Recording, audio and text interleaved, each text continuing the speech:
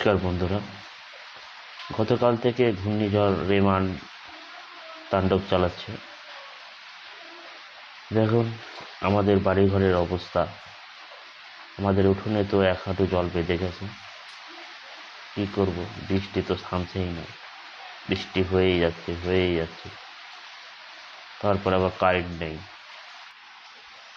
দেখুন এখনো বৃষ্টি হচ্ছে, ঝিরঝির করে, সঙ্গে ঝোড়ো হাওয়া। দেখতেই পাচ্ছেন আপনারা, এখনো বৃষ্টি হচ্ছে।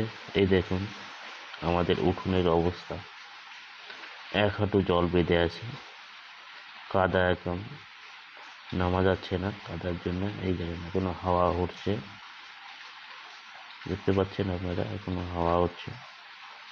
যে অবস্থা, বাড়ি ঘরের অবস্থা খুবই খারাপ। কী করবো বলুন, ঘূর্ণিঝড়ের রেমানের অবস্থা দেখুন। বাড়ি ঘরে গাছপালা সব, আমার ডালিম গাছটা আমার নষ্ট হয়ে গেছে, ফুল গাছগুলো সব একদম নড়ে গেছে, বাঁচবে কিনা জানি না। দেখুন এই যে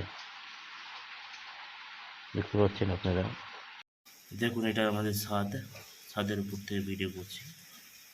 দেখতে পাচ্ছেন এখনো ঝিরঝির করে বৃষ্টি হয়েই যাচ্ছে, থামার কোনো লক্ষণ নেই। দেখতেই পাচ্ছেন এখন হাওয়া 20 থেকে 30 কিলোমিটার বেগে হাওয়া বইছে, দেখতে পাচ্ছেন।